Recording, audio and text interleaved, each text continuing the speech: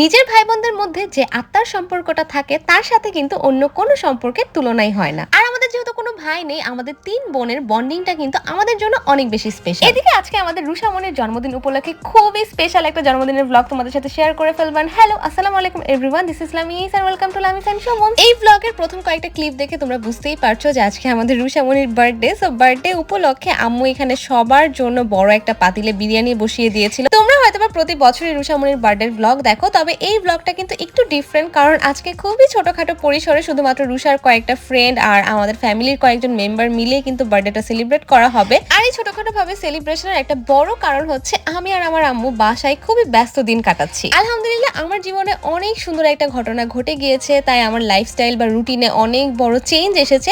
তাই আমি খুবই ব্যস্ত দিন পার করছি এবং কোথাও তেমন কোনো সময় দিতেই পারছি না। তোমরা সবাই আমার কমেন্ট বক্সে নানা বিষয়ে প্রশ্ন করছো, আমি ইনশাল্লাহ এক এক করে সবার প্রশ্নের উত্তরই দিতে থাকবো। তবে আমি যেটা বিশ্বাস করি সেটা হচ্ছে একটা মানুষের জীবনে গুড নিউজ হোক বা ব্যাড নিউজ, সেটা জানানোর জন্য কিন্তু অবশ্যই একটা পারফেক্ট আর সুন্দর টাইমিং থাকে। তাই শুধুমাত্র একটা কথাই বলবো, তোমরা যারা আমাকে এত ভালোবাসো, আমি নিজে একটু সুস্থ হয়ে তোমাদের সাথে কিন্তু সবকিছুই শেয়ার করব। আচ্ছা, অনেক বকবক করে ফেলেছি, এবার বার্থডে সেলিব্রেশনে চলে যায়। তো সন্ধ্যার দিকে এখানে আমরা ফ্যামিলি মেম্বাররা সবাই মিলে চা নাস্তা শেষ করলাম। আম্মুর সাথে সাথে মোস্টলি আমার মেজো বোন নাবিলাই সবকিছু দায়িত্ব নিয়ে হ্যান্ডেল করছিল। আর সন্ধ্যা 7টার পর এক এক করে রুষামনির সব ফ্রেন্ডরা চলে এসেছিল। আর আজকের ব্লগে কিন্তু তোমরা অনেকগুলা বেবিকে দেখতে পাবা, আর সব বেবিদেরকে দেখে কিন্তু তোমরা মাশাআল্লাহ বলে দিও। বেশিরভাগই ছিল রুষামনির স্কুলের ফ্রেন্ড, তাছাড়াও কিন্তু আমাদের আশেপাশে নেইবার বেবিদেরকেও কিন্তু ইনভাইট করা হয়েছিল। যাই হোক, ওরা সবাই একসাথে হওয়া মাত্র ওদেরকে আর কে আটকায়, মানে পুরো ঘরে ওরা ছড়িয়ে ছিটিয়ে খেলাধুলা শুরু করে দিয়েছিল।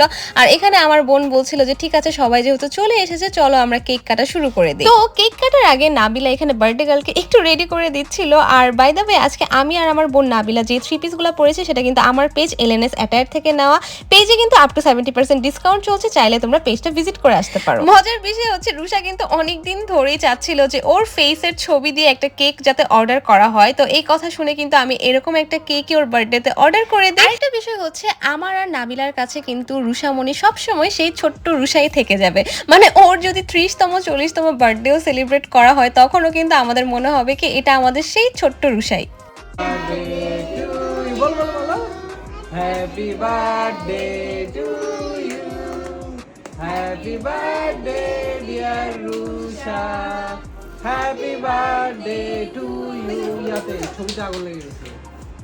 আমাদের যেহেতু কোনো ভাই নেই, তাই আমাদের 3 বোনের বন্ডিং কিন্তু খুবই স্ট্রং। আমার যে কোনো আপদে বিপদে সবার আগে কিন্তু আমার বোন নাবিলা দৌড়ে আসে। আবার নাবিলার যখন কোনো দরকার হয় তখন কিন্তু আমি একইভাবে প্রেজেন্ট থাকার ট্রাই করি। আশা করছি আমাদের দেখে রুষামণিও এগুলাই শিখবে।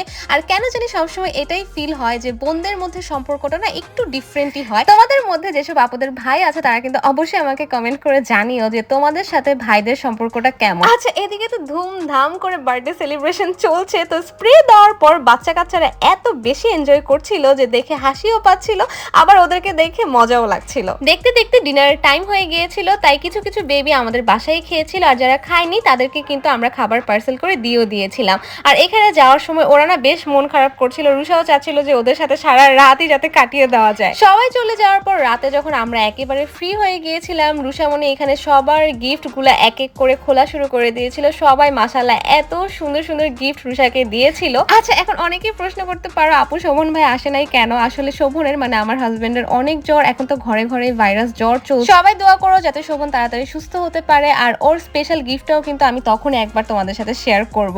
আর এত সুন্দর একটা কালার পেন্সিল বক্স, এটাও কিন্তু আমার বোন নাবিলা রুষার জন্য এনেছিল। এই কালার পেন্সিল বক্সটা কিন্তু আমার কাছে অনেক বেশি ইউনিক আর সুন্দর লেগেছিল, তাই আমি আলাদা করে ভিডিও করে রেখেছিলাম যাতে তোমাদের সাথে এভাবে শেয়ার করতে পারি। তো আজকের মতো ব্লগটা এই পর্যন্ত কেমন লেগেছে তা অবশ্যই জানাবে। Thanks for watching, tata, bye bye, আল্লাহ হাফেজ।